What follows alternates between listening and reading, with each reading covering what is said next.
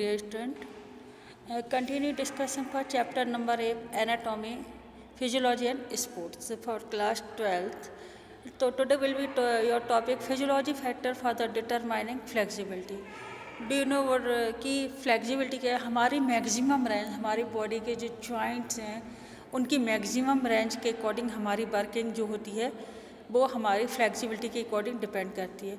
तो physiological factor determine flexibility में main points हैं कि मसल्स स्ट्रेंथ कितनी होनी चाहिए, जॉइंट्स स्ट्रक्चर किस तरह है, एज एंड जेंडर किस तरह आप किस एज ग्रुप के हैं, कि प्राइमरी एज ग्रुप के हैं, कि मिडिल एज ग्रुप के हैं, कि किस तरह के एज ग्रुप का है, और फिर इंटरनल द इन्वर्वेशन. तो आप सभी लोग जानते हैं कि हमारी जो फ्लेक्सिबिलिटी है वो कहीं ना कहीं हमारे इंटरनल इन्वायरमेंटल्स पर भी डिपेंड करती है.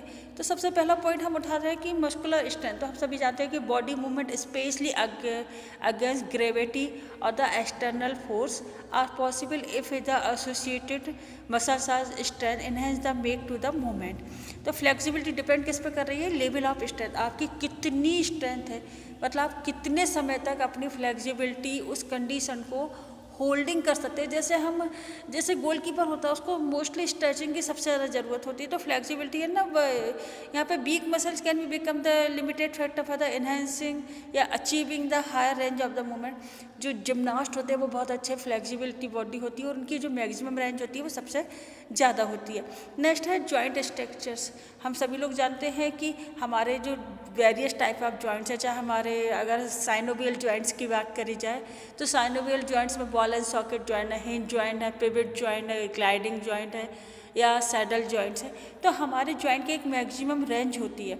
तो जो डिफरेंट जॉइंट्स हैं हमारी ह्यूमन बॉडी में, उन जॉइंट की एक ग्रेटर रेंज को यहाँ पे मेंटेन करना होता है, जिससे कि फ्लेक्सिबिलिटी और बॉल एंड सॉकेट जॉइंट या जो भी है वर्किंग वो बहुत ही इफेक्टिवली यहाँ पर अपने आप को रिप्रेजेंट कर सके.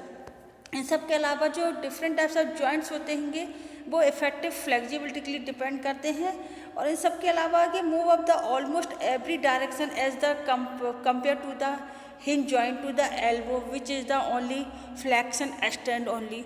तो ये कहीं ना कहीं हमारी रेंज पर भी डिपेंड करता है. नेक्स्ट चीज़ आती है आपके पास एज एंड जेंडर. हम सभी लोग जानते हैं कि फ्लेक्सिबिलिटी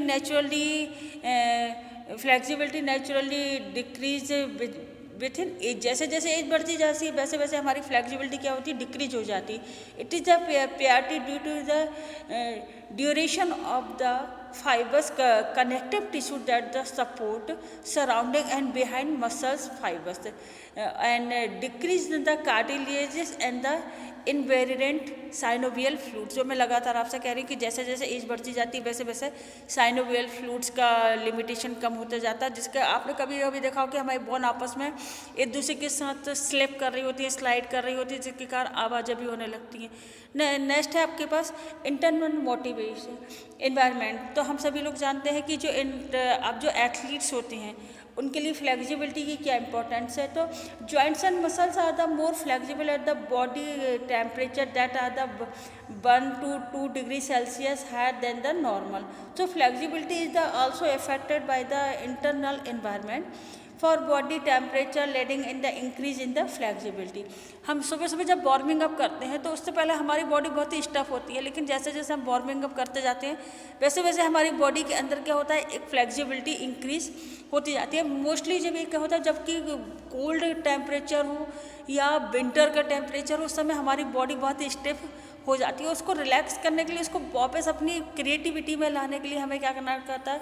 अपनी बॉडी को वार्म करना पड़ता है, जो 1 से 2 डिग्री इंक्रीज करता है हमारी बॉडी को. और body tend to the more flexible in the afternoon then the morning. हम सभी लोग जानते हैं.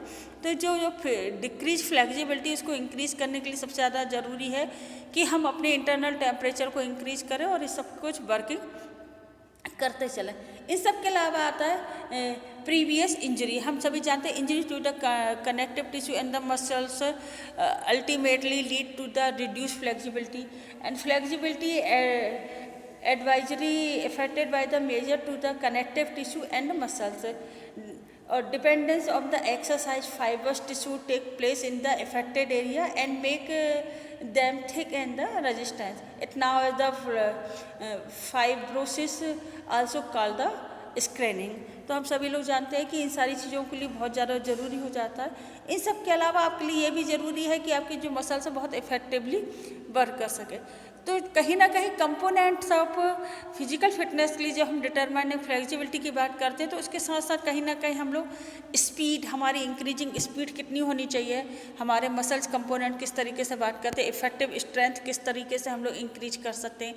तो जो हमारी फिजिकल फिटनेस है, physical components of physical fitness जितनी भी हैं, उन सब में ये सबसे ज़्यादा इम्पॉर्टेंट होता है कि हमारी वर्किंग के साथ साथ हमारी स्ट्रेंथ, अच्छी पावर होनी चाहिए, स्पीडली हमारी वर्क होनी चाहिए। उसके बाद हमारी फ्लेक्सिबल बॉडी होनी चाहिए, हमारी जो बॉडी की स्ट्रेंथ पावर है, कंपोनेंट्स पावर है, वो बहुत ही अच्छी होनी चाहिए। तो इसमें जो कंपोनेंट्स ऑफ फिजिकल फिटनेस के कंपोनेंट इंडोरेंस के लिए जाता है कि एरोबिक कैपेसिटी कितनी होनी चाहिए।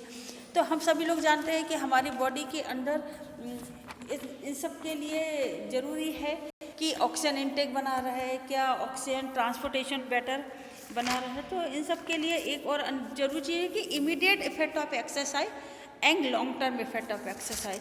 तो ये हम लोग पढ़ेंगे effect of exercise in the cardiovascular system में, जिसमें कि आपको इमीडिएट इफेक्ट के बारे में और आपको लॉन्ग टर्म इफेक्ट के बारे में, इंडोरेंस जो एक लॉन्ग टर्म एक्टिविटी है उसके बारे में, और जो शॉर्ट टर्म एक्टिविटी है उसके बारे में हम लोग लगातार यहाँ पे डिस्कशन करते चलेंगे। तो बेटा ये जो है आपका टॉपिक, इसमें इफेक्ट ऑफ एक्सरसाइज के साथ रेस्पिरेटरी सिस्टम भी है, कार्डियोवैस्कुलर सिस्टम भी है और मस्कुलर सिस्टम भी है। तो ये तीनों सिस्टम भी बहुत ही इंपॉर्टेंट है, लेकिन इन सब के साथ ज़रूरी है कि आप अपनी इंडोरेंस एक्टिविटी को क्रिएट कर रहे हैं। और इंडोरेंस एक्टिविटी में हम सभी लोग जानते हैं कि हमारी एरोबिक कैपेसिटी है, ability to sustain the activity for the creation length of the time and using the every drive from the oxygen constitution of the critical factors and determining endurance. Next चीज आती है आपके पास oxygen transportation. तो हम सभी लोग जानते हैं कि oxygen from the lungs is the absorbed by the blood and the transported by the muscles and 98% of the total oxygen went with the hemoglobin in the blood. So the amount of oxygen which can be the absorbed depend on the hemoglobin concentrations. तो और athlete जो होते हैं उनमें 40 to 50% in the training के time के लिए ज़्यादा ज़रूरी है। और training can not be improve, आपकी ऑक्सीजन ट्रांसपोर्टेशन को इम्प्रूव नहीं कर सकता, लेकिन आपकी वर्किंग को इम्प्रूव जरूर कर सकता है।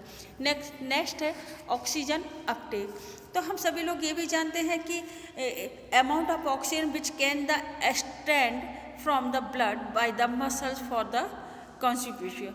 In other words, the amount of the oxygen diffused from the capillaries to the mitochondria present in the tissue, and rate of the diffusion depend on the structure and functional capacity of the microcirculatory network and blood का flow temperature and oxygen concentration in the blood and carbon dioxide concentration of the muscles tissues. Next चीज आती है आपके पास energy reservoir. तो aerobic capacity is also shaped by the level of the glycogen in muscles and the liver.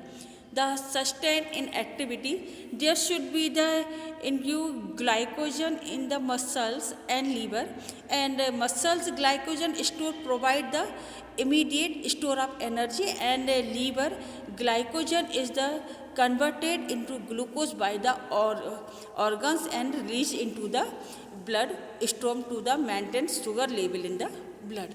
Next चीज आती है आपके पास कि lactic acid and the tolerance. तो लैक्टिक एसिड एंड टॉलरेंस के लिए तो it is the effective producer of the endurance capacity. Endurance capacity के लिए लैक्टिक एसिड टॉलरेंस बहुत ज़्यादा जरूरी है। It is the ability to the tolerate accumulation of the lactic acid. हम लोग जानते हैं कि जब हम लॉन्ग टर्म एक्टिविटी कर रहे होते हैं तो हमारे स्टमक में पेन होने लगता है, तो कहीं ना कहीं lactic acid formation speedily work करता है, और जिसके कारण कि उसको टॉलरेट करना और उसको लेवल को बनाए रखना, specially during the activity spending on the 40 seconds of the move, जब हम 40 सेकेंड से ऊपर की एक्टिविटी कंडक्ट करने लगते हैं। नेक्स्ट आता है मूवमेंट इकोनॉमी।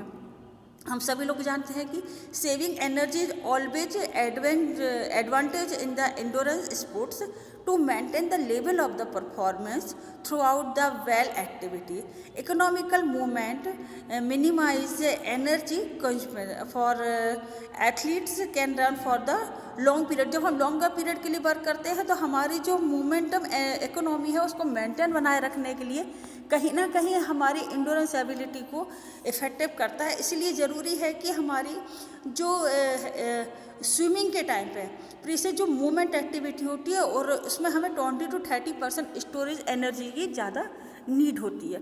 एंड नेक्स्ट है आपके पास लास्ट है मसल्स कंपोजिशन। तो हम सभी लोग जानते हैं कि muscles have 2 types of fibres, normally fast twist fibres and slow twist fibres. Slow twist fibres escort is the small force and maintain in the for the longer duration and percentage of the determined by the genetic factor. Various findings have the show that the world class marathon runner have more than 90% of the slow twitch fibers in leg muscles. हम सभी लोग जानते हैं जो long distance होता है वो उन्हें स्लो ट्विस्ट फाइबर की ज़रूरत होती है और जो स्प्रिंटर होते हैं उनको फास्ट ट्विस्ट फाइबर्स की ज़रूरत होती है। तो ऑक्सीजन अपटेक में हम ये भी जानते हैं it is the highest rate of the which oxygen can be the taken of the consume by the heart पर मिनट। कार्डियक आउटपुट का ये तो अपटेक है, आउटपुट क्या the cardiac output is the simple in the amount of the blood pump by the heart in पर 1 minute. तो I hope इस short video के थ्रू हम लोगों ने डिटरमाइनिंग इंडोरेंस के बारे में पूरा पढ़ा है और उसके अलावा हमने पूरा पढ़ा है कि जिस तरह के flexibility physical factors determine flexibility को चेंज करता है और इन सब के अलावा जो स्पीड है, स्ट्रेंथ है, इंडोरेंस, ये सारी चीज़ें भी कहीं ना कहीं इस चीज़ को इफेक्ट करती हैं। आई होप इस वीडियो के थ्रू आपने ये क्लियर हो गया होगा कि हम किस तरीके से अपने आप को शॉर्ट आंसर क्वेश्चंस को बना सकते हैं। Thank you for watching my video and comments on comment box.